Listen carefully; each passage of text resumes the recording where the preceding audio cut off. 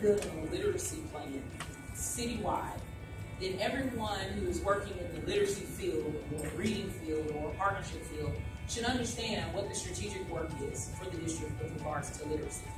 So they should be supporting those specific activities that are needed for external partnerships rather than saying, oh, well, we'll just do this with this group of students.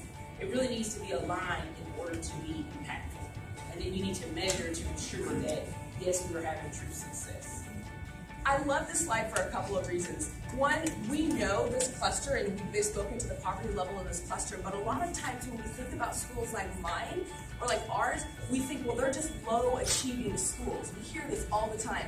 And what doesn't get talked about district-wide that I think is really important is in a school like mine, if we're doing this, we're making these kind of comparisons, but this number is still below other schools in the city. All that gets talked about is this 46 versus 60, whatever, you know what I'm saying? And there are schools that are predicted at, whatever, 62, and they're scoring 56, and nobody talks about that.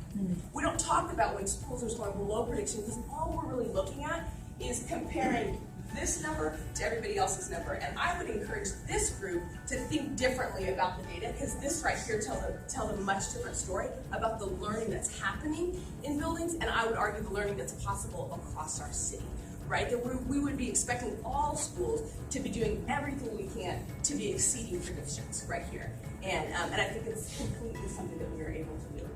So I would say if you do nothing else, if you could give up 30 minutes once a week to go read with a child in one of those two elementary schools, that could change a child's life and change a family's life.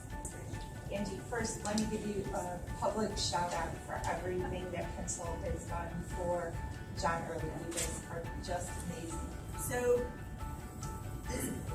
to be career ready, working is very much like learning to drive a car, right? So nobody here would dream of letting their 15-and-a-half-year-old just simply get in the car and drive off.